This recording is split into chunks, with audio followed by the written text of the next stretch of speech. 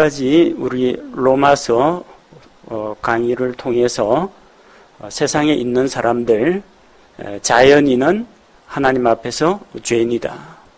사람들 가운데 나름대로 착하게 산다고 하는 도덕주의자들도 하나님 앞에서 죄인이다. 종교적인 생활을 하고 있는 유대인들 역시 죄인이라는 것을 살펴보았습니다. 자, 그렇게 이야기를 하고 보니까 하나님의 백성인 유대인들이 죄인이고 또 그들 역시 하나님의 거룩하신 심판을 받게 된다면 유대인들이 나은 점이 무엇이냐, 이런 의문이 제기됩니다. 그래서 오늘은 유대인들이 나은 점이 무엇인지 살펴보고, 만약에 이 하나님의 백성이라고 하는 유대인들이 또 사람들이 하나님을 믿지 않으면, 그러면 하나님께 대한 믿음은 무효가 되느냐, 그런 질문들. 또 우리 사람들이 죄인이라는 것 때문에 하나님께서 심판을 하시고 하나님의 의로우심이 드러나는데, 그러면 이 죄인들로 인해서 하나님의 의가 드러나면 이 죄인들은 하나님의 의를 드러내는 그런 도구가 되었는데, 하나님께서 과연 그 죄인들을 심판하시느냐 하는 겁니다. 그래서 전체 큰 제목은 하나님의 의로운 심판에 대해서 이야기하고 있는데, 먼저 그 도입부가 되는 유대인들이 나은 점이 무엇인지에 대해서 먼저 살펴보도록 하겠습니다. 앞서 우리가 살펴본 것처럼 유대인들은 율법을 받았지만 그 율법을 따라 살지 않았습니다. 할례를 받았지만 몸에 할례의 흔적, 상처는 냈지만 정말 마음을 찢고 하나님께 돌아오지는 않았습니다. 그들은 믿음의 조상 아브라함을 자기의 조상이라고 믿고 있습니다. 다 아브라함의 씨에서 나온 자들입니다. 좋은 가문에서 태어났어요. 유대인입니다. 하지만 그럼에도 불구하고 정말 유대인답지 않은 그런 삶을 살았습니다. 그래서 그들의 율법이나 할례나 혈통이 하나님 앞에서 아무런 의미가 없다고 했습니다. 만약에 율법과 할례와 가문이 구원에 있어서 전혀 도움이 안 된다면 그럼 유대인들이 뛰어난 점이 무엇이냐 하는 겁니다. 이방인하고 다를 게 하나도 없지 않느냐, 그런 이야기입니다. 유대인들은 하나님과 맺은 언약의 표시를 몸에 새겼는데 그것이 이제 할례입니다. 그럼 그 할례의 유익이 무엇이냐? 유대인 된 것이 다른 이방인들보다 조금 더 나은 점이 무엇이냐 하는 겁니다. 나은 점이 없다는 이야기가 아닙니다. 그들은 나은 점을 많이 가졌는데 그 나은 점, 유리한 점을 가지고 하나님께 가까이 나아가지 않았다는 게 문제입니다. 어떤 유리한 점들이 있어요? 2절에 보니까 모든 면에서 많으니, 유대인들이 나은 점이 많다고 했습니다. 하나님께 선택받은 민족입니다. 아브라함을 통해서 약속하신 하나님의 복의 통로가 되는 자들입니다. 할례의 언약을 받은 자들입니다. 구약 성경을 통해서 세상을 구원할 메시아가 이스라엘을 통해서, 아브라함의 씨를 통해서 온다고 약속되었습니다. 메시아 언약을 가졌습니다. 시내산에서 하나님으로부터 율법을 받았습니다. 하나님과 교제하기 위해서 하나님과 사람 사이를 연결하는 제사장을 세우도록 하셨습니다. 또 하나님의 말씀을 대언하는 대언자들이 계속해서 하나님의 뜻과 하나님의 명령을 백성에게 전달해 주었습니다. 그들에게 하나님께서 표적을 보여주셨습니다. 믿을 만한 증거를, 기적을 통해서 보여주셨고, 하나님과 함께 교제하는, 하나님께 예배드리는 초소 예루살렘 성전을 주셨습니다. 하나님에 대해서 태어나서 한 번도 들어보지 못하고 그냥 자연 계시만 보다가 그냥 죽는 일반 이방인들보다는 유리한 점들이 너무나 많습니다. 나은 점이 많습니다. 그런데 유대인들의 나은 주된 이유가 무엇이냐? 2절에 뭐가 낫다고 했습니까? 주된 이유는 그들에게 하나님의 말씀들이 맡겨졌다는 것이라. 여러 가지 그들은 유대인들로서 나은 점, 유익한 점이 많은데 특히 어떤 점에서 그들이 이방인들보다 나으냐? 하나님의 말씀을 맡았다는 겁니다. 하나님께서는 자기의 말씀을 유대인들에게 맡기셨습니다. 하나님께서는 유대인들을 통해서 성경을 기록하게 하셨습니다. 그래서 유대인 대언자, 유대인 사도들을 통해서 이 성경 기록들을 하나님께서 우리에게 주셨고, 또 그 기록한 성경 말씀을 구약 성경은 유대인들을 통해서 보존하셨습니다. 이 성경 말씀이라는 게 뭐 파피루스에 적혀 있거나 양피지에 적혀 있거나 이것이 오래 보존되지는 못합니다. 파피루스는 잘 부스러지고 양피지에 쓴 글씨도 양피지가 닳고 헤어지고 벌레 먹고 잉크가 날아가면 흐릿해집니다. 계속해서 사본을 만들죠. 유대인들은 하나님의 말씀을 참 엄중하게 소중하게 다뤘습니다. 한 글자도 틀리지 않으려고 몇 번씩이나 그것을 소리내어서 읽어가면서 옮겨 적었고, 또 다 적은 다음에도 자음 그 숫자 이 한 챕터 안에, 한 장 안에 이게 도대체 이 글자가 몇 번 나오는지 체크섬을 딱 만들어 가지고 이 합이 맞아야만 이 성경이 필사본이 완전한 것이다. 만약에 오류가 많이 발생하면요, 3군데 이상 오류가 발생하면 필사본 던져버리고 불태워버리고 새로 필사합니다. 그만큼 하나님의 말씀을 소중하게 여겼고 엄격하게 다루었습니다. 그 덕분에 우리가 흠없이 보존된 하나님의 말씀을 오늘날에도 읽을 수가 있는 겁니다. 유대인들이 뛰어난 점은 이 성경을 맡은 민족이라는 겁니다. 그들은 하나님께서 주신 계시의 말씀을 받았고 그 말씀을 기록했고 그 말씀을 관리했습니다. 이방인들에 비해서는 하나님을 알아가기에 훨씬 더 나은 위치에 있었다는 것을 알 수 있습니다. 자, 그럼에도 불구하고 유대인들은 하나님께서 보내신 메시아를 받아들이지 않았습니다. 어려서부터 하나님의 말씀을 듣고 배웁니다. 성경 구절을, 중요한 구절들은 거의 다 외웁니다. 기억력 좋은 유대인들은 아예 그냥 구약 성경을 외우는 사람도 있습니다. 율법학자, 서기관들, 이런 사람들, 오늘날처럼 우리처럼 검색 프로그램 갖고 단어 찾고 그런 거 못합니다. 성경을 그냥 외웁니다. 하지만 그들은 안식일마다 읽고 암송하는 그 성경 말씀이 누구를 가리키는지 알지 못했습니다. 너희가 성경 기록들에서 영원한 생명을 얻는 줄 생각하고 그것들을 탐구하고 연구하지만 그 성경 기록이 곧 나에게 대하여, 예수 그리스도에 대하여 증언한 것이라고 했습니다. 하지만 그들은 영원한 생명을 얻기 위해서 예수님께 나아오지 않았다는 겁니다. 자기 땅에 오매 자기 백성이 그분을 영접하지 않았습니다. 예수님께서 오셨지만, 유대인들의 왕으로 오셨지만 그들은 예수님을 왕으로 인정하지 않았습니다. 빌라도의 법정에서 유대인들은 카이사르 외에는 우리에게 왕이 없나이다. 만약 이 사람을 풀어주면 당신은 카이사르의 친구가 아닙니다. 그렇게 빌라도를 압박했습니다. 하나님께서는 그들 조상에게 약속하신 하늘의 왕국을 주겠다고 약속하셨고 또 그 왕국을 세우러 예수님께서 오셨지만 그 왕국을 거절했습니다. 나은 점이 정말 많은데, 이방인들보다 유리한 점이 참 많은데 이 유대인들은 말씀을 맡았지만 예수 그리스도를 받아들이지 않았다는 겁니다. 참 안타까운 이야기죠. 하나님의 말씀을 그렇게 받고 연구하고 심지어 외우기까지 하는 사람들이 하나님이 보낸 하나님의 아들 예수 그리스도를 몰라봤다는 겁니다. 자, 그렇게 이 사람들이 하나님을 믿지 않으면 어떻게 되는가? 사람들이 하나님을 믿지 않는다면은 그럼 하나님에 대한 믿음, 신앙이라는 것은 무익한 것인가? 아무런 효력이 없는 것인가? 유대인들의 믿지 않음, 그것이 하나님께 대한 믿음을 무효로 만드는가?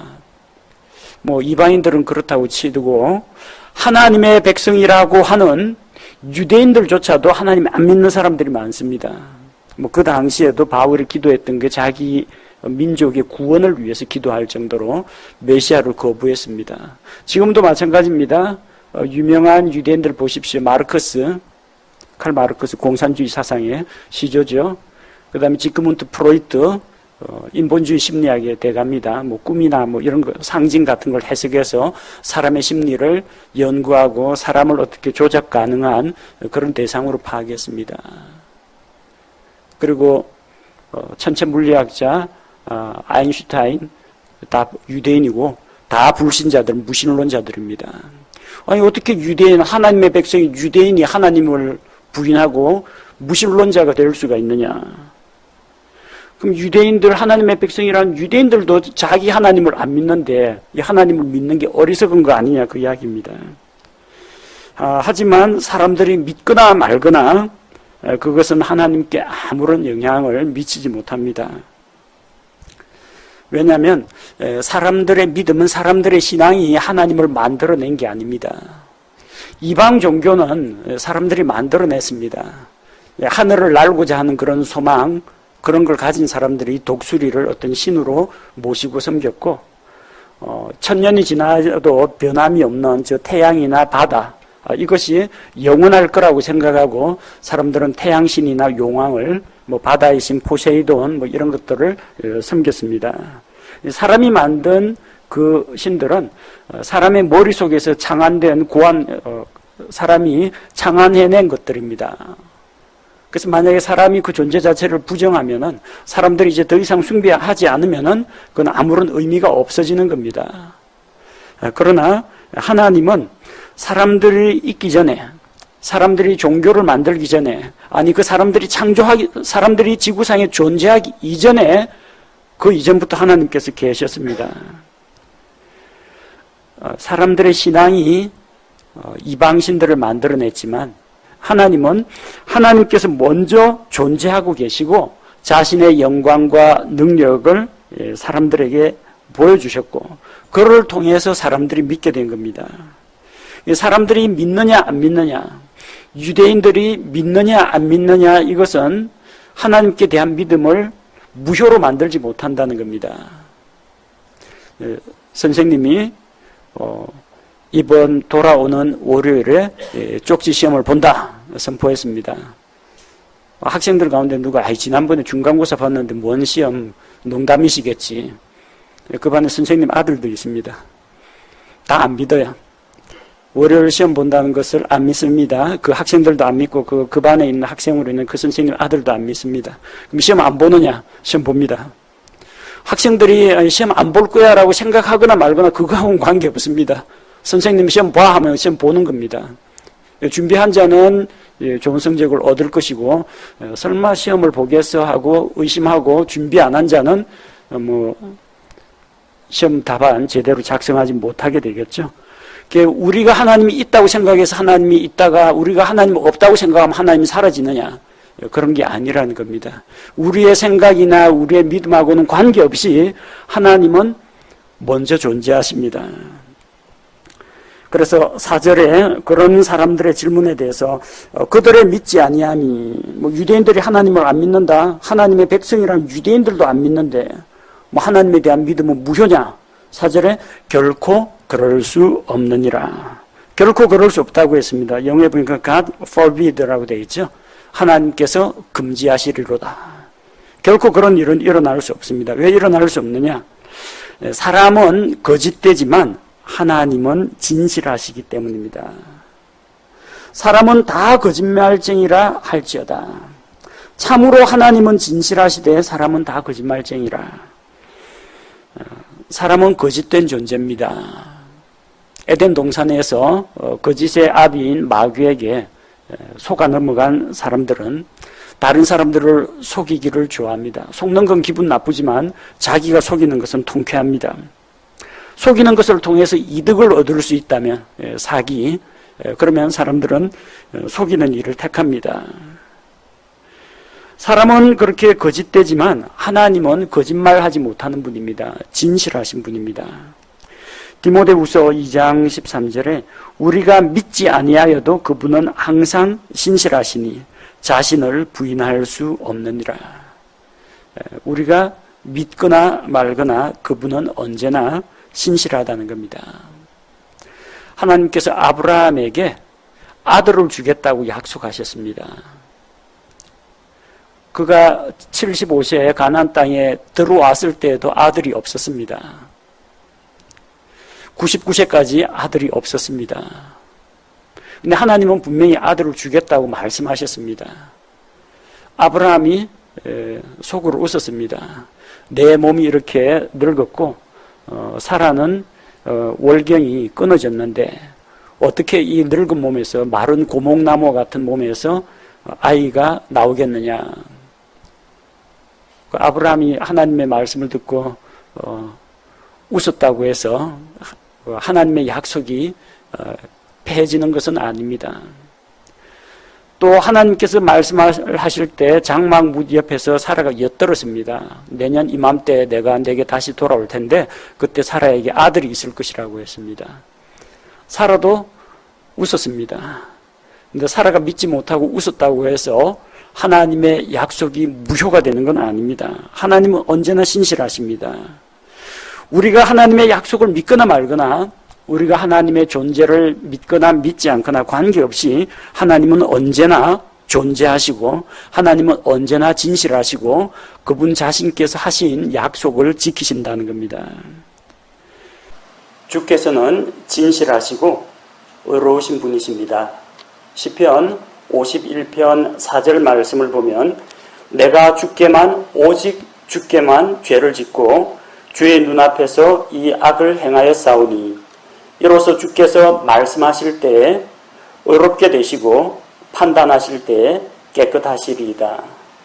이 시편 51편 4절 말씀은 오늘 우리가 읽은 본문 말씀 4절에 나오는 말씀입니다.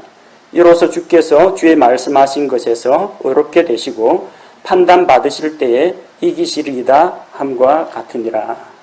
하나님은 언제나 진실하시고 의로우신 분입니다. 비록 사람들이 모두 다 거짓되다고 할지라도 하나님의 백성이라고 하는 유대인들이 믿지 않는다고 할지라도 하나님의 진실하심은 패할 수가 없고 또 하나님에 대한 믿음을 무효로 만들 수가 없다는 겁니다. 하나님께 대한 믿음은 헛되지 않습니다. 하나님의 심판은 의롭습니다. 자, 그런데 이 하나님의 의로우심과 하나님의 의로운 심판에 대해서 이의를 제기하는 자들도 있습니다. 5절에 보니까 그러나 우리의 불의가 하나님의 의를 드러내면 우리가 무슨 말을 하리요? 내가 사람으로서 말하노니 보복하시는 하나님께서 불의하시냐? 이 이야기는 무슨 말이냐면은 사람들이 죄를 짓습니다. 거룩하신 하나님께서는 어떻게 합니까? 죄에 대해서 의로운 심판을 내리십니다. 그래서 하나님의 법이 살아있구나. 하나님의 의가 드러나게 됩니다. 그러면은 요약해 볼게요. 사람이 죄를 지었다. 하나님의 의가 드러났다. 사람의 죄를 통해서 하나님의 의가 드러나고 하나님의 거룩하심과 영광이 드러났다면은 그런 하나님의 의와 영광과 거룩하심을 드러나게 한 이 사람도 유죄로 심판을 받느냐, 그런 이야기입니다. 과연 그래도 하나님께서 그 불의한 자들, 하나님의 거룩하고 의로움을 드러낸 그 불의한 자들을 심판하시는가? 심판하십니다. 왜 그렇습니까? 하나님께서 거룩하신 분이기 때문에, 하나님이 의로우신 분이기 때문에 그렇습니다. 그들을 심판하시는 하나님께서 불의하신가?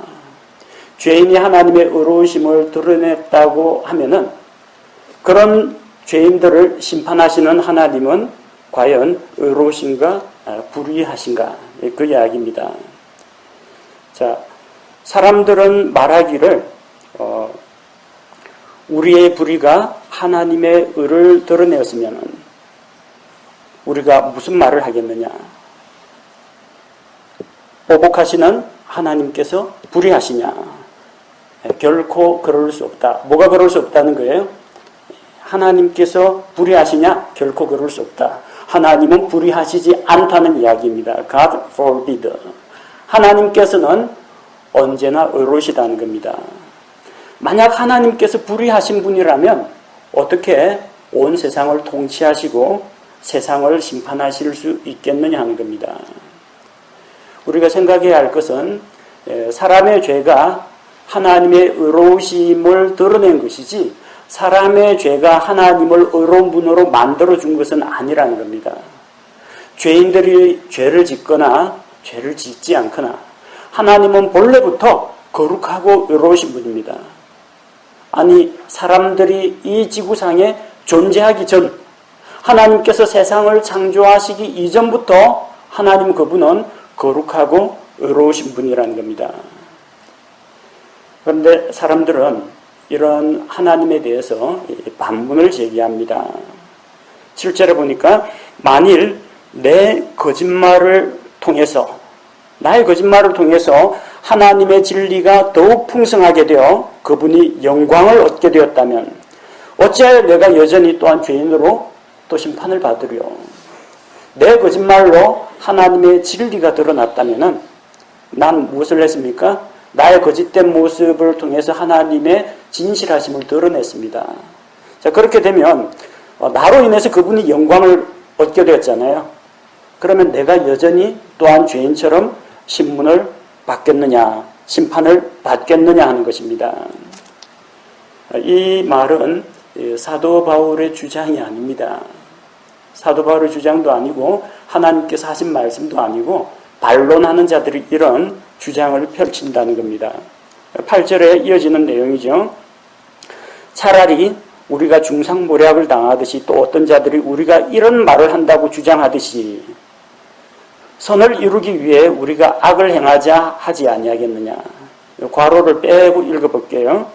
차라리 선을 이루기 위해 우리가 악을 행하자 하지 않겠느냐는 겁니다. 누가 그런 말을 해요? 바울을 대적하는 자들, 하나님의 의로우심을 부정하는 자들, 내 죄로 인해서, 나의 거짓말로 인해서 하나님의 진실하시고 거룩하시고 의로우심이 드러났는데 내가 왜 죄인이냐? 하나님을 영화롭게 했는데 내가 어떻게 다른 죄인들처럼 심판을 받겠느냐? 그런 반론을 주장하는 사람들 이야기입니다.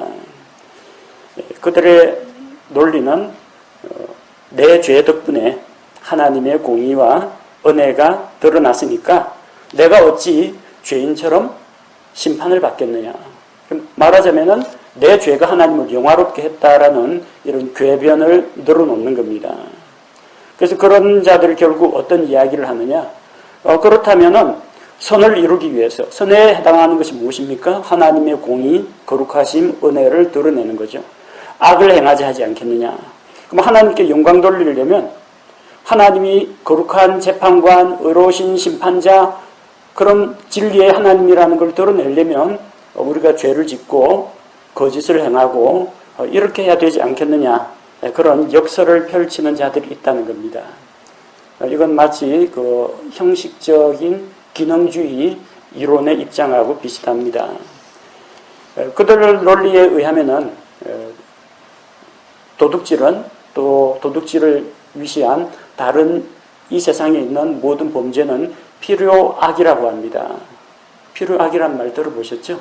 악은 악입니다. 잘못된 겁니다. 근데 필요악이라는 겁니다. 악은 악이지만 필요한 악이라는 겁니다. 도둑도 순기능을 한다. 왜? 도둑이 있어야 경찰이 밥을 먹고 사는 거 아닙니까?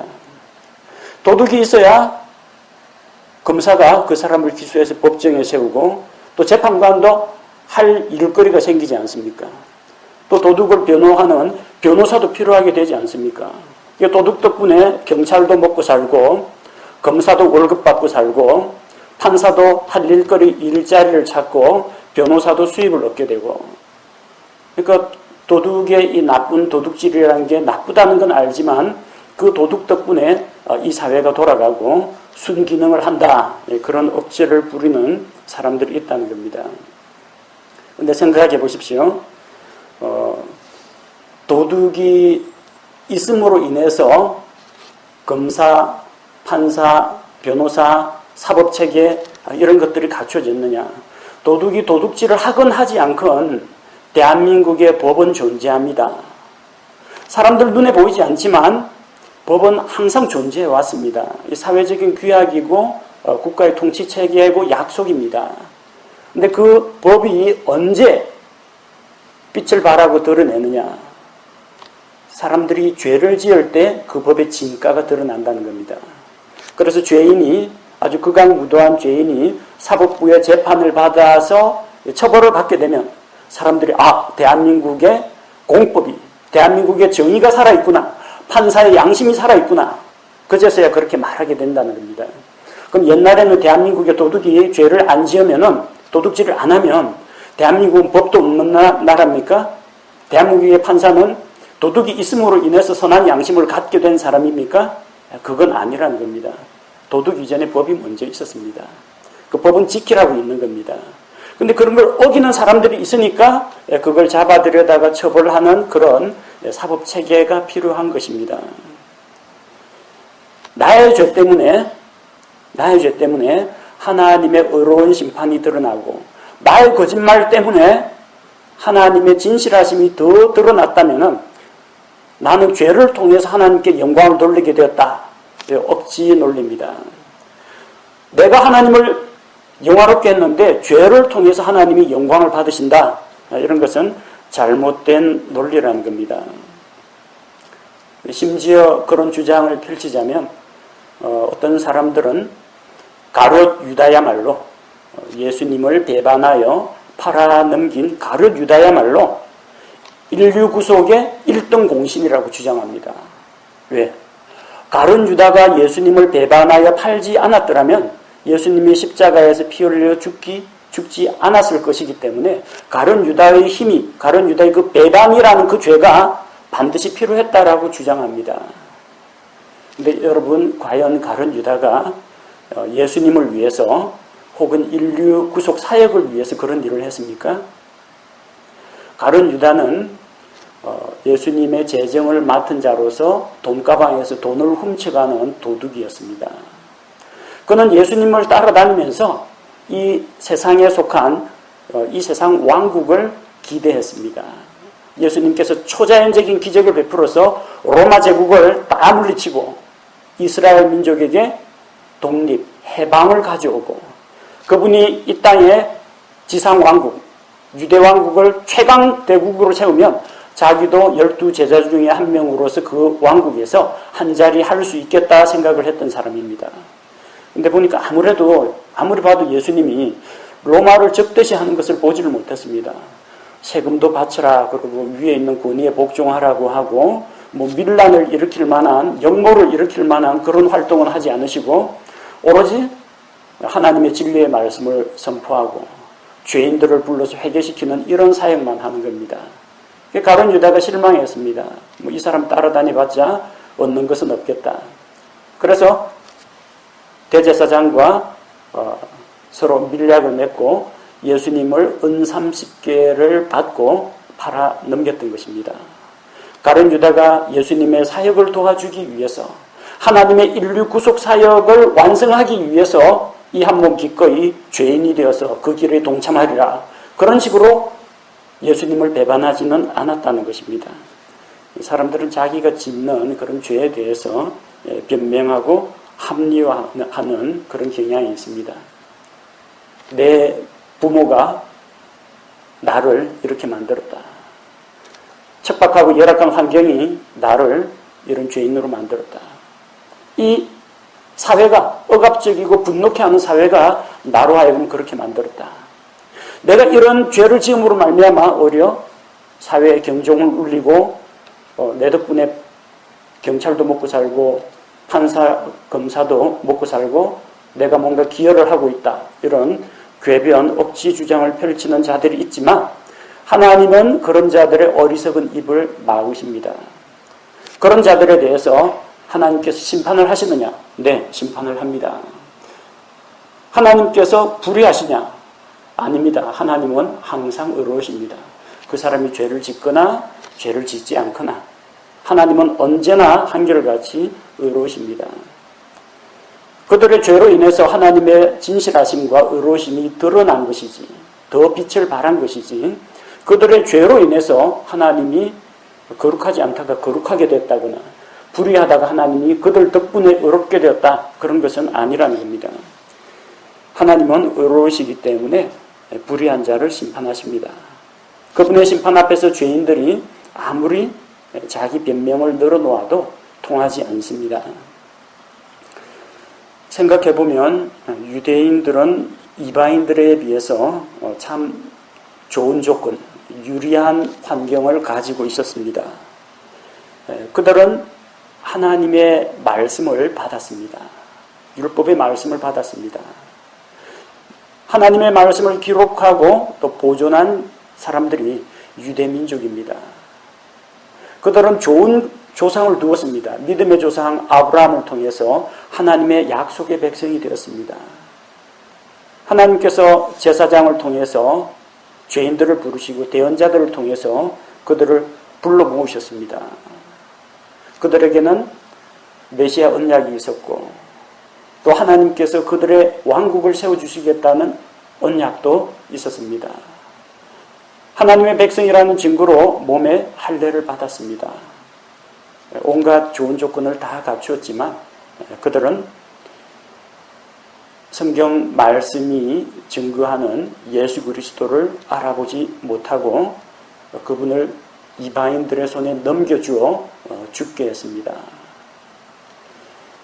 오늘날 유대인들 가운데에서 믿지 않는 자들이 너무나 많습니다.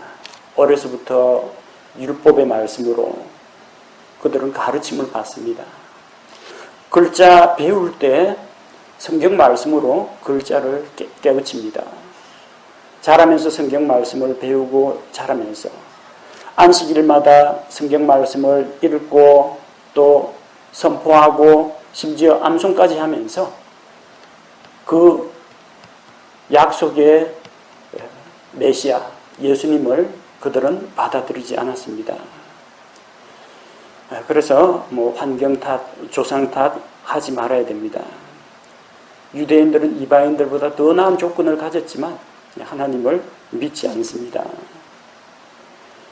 우리 자신을 돌아보시기 바랍니다.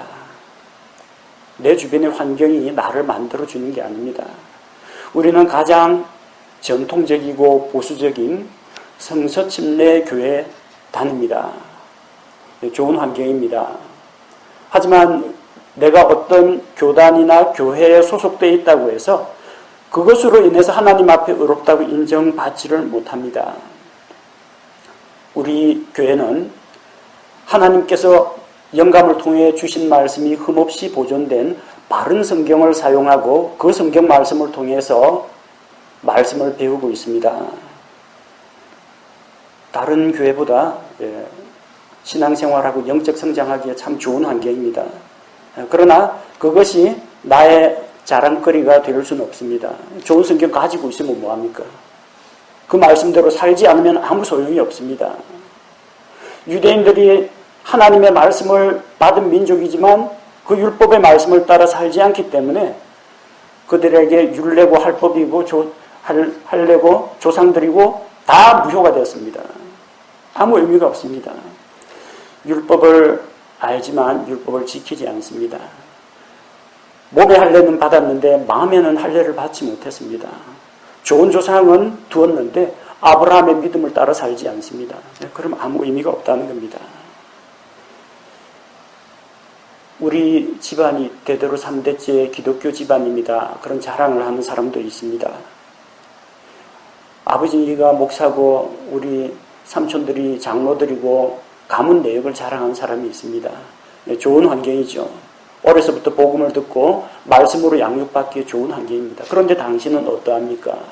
과연 그분들의 신앙과 믿음을 본받아서 하나님을 믿고 예수 그리스도를 구원자로 받아들였습니까? 자신에게 질문해 봐야 합니다. 주변 환경이나 조상으로부터 물려받은 것이 아니라 내가 하나님 앞에서 어떤 사람이고 어떤 삶을 살고 있느냐가 더 중요하고 근본적인 문제라는 겁니다. 사람들은 거짓되지만 하나님은 언제나 진실하십니다. 우리는 타락한 아담의 본성을 가지고 태어나서 죄의 유혹에 잘 속아 넘어갑니다. 또 누군가를 속이고 속이는 일을 좋아합니다. 그렇지만 하나님은 진실하시고 언제나 거룩하시고 의로우신 분입니다. 우리 사람들의 그런 죄를 볼 때, 이 세상에서 일어나는 죄를 볼 때 하나님의 의로우심을 생각하게 됩니다. 사람들의 거짓말을 통해서 하나님의 참되시고 진실하심이 더 강하게 드러납니다. 이 세상에 이런 흉악한 죄의 불의를 통해서 하나님의 의로우심이 더 빛을 발합니다. 그러나 사람들이 거짓말하는 이유가 내가 이 거짓말을 통해서 하나님의 진실하심을 드러내겠다, 그런 태도로 거짓말을 하지는 않습니다. 자기 욕심 때문에 이득을 취하기 위해서, 다른 사람을 속이고 그것을 통해서 통쾌함을 맛보기 위해서, 그런 목적으로 자기를 위해서 거짓말을 합니다. 자기의 욕망, 자기의 이익을 위해서 거짓말을 합니다. 사람들이 불의를 행하는 이유가 무엇입니까? 의로우신 하나님을 떠나 있고 마음속에 하나님을 두기를 싫어하기 때문에 의롭지 못한 일들을 행합니다. 불의를 행하는 자들이 내가 이번 범죄를 통해서 하나님의 의로우심을 드러내겠다, 그런 결심을 하고 하는 일이 아닙니다. 그 사람이 그런 결심을 하거나 말거나 하나님은 원래부터 언제나 한결같이 의로우신 분입니다. 따라서 사람들은 자기 죄에 대해서 변명을 할 수가 없습니다. 내 죄 때문에 하나님의 영광이 드러났다, 내 죄 때문에 하나님의 의로운 심판이 드러났다, 그런데 내가 어찌 다른 죄인과 같이 심판을 받으리요. 이런 궤변을 늘어놓는 자들, 그런 자들에 대해서 하나님께서 반드시 심판한다고 하셨습니다. 하나님께서는 거룩하고 의로우신 분이기 때문에 죄인들을 공의로 심판하시는 분입니다. 우리가 다음 시간에는 이어지는 말씀들을 통해서 지금까지 논의했던 것들의 종합적인 결론, 자연인이나 도덕주의자들이나 종교인들이나 또 이런 엉터리 궤변을 늘어놓는 자들이나 모두 하나님 앞에서 유죄라는 사실을 결론적으로 도출하도록 하겠습니다.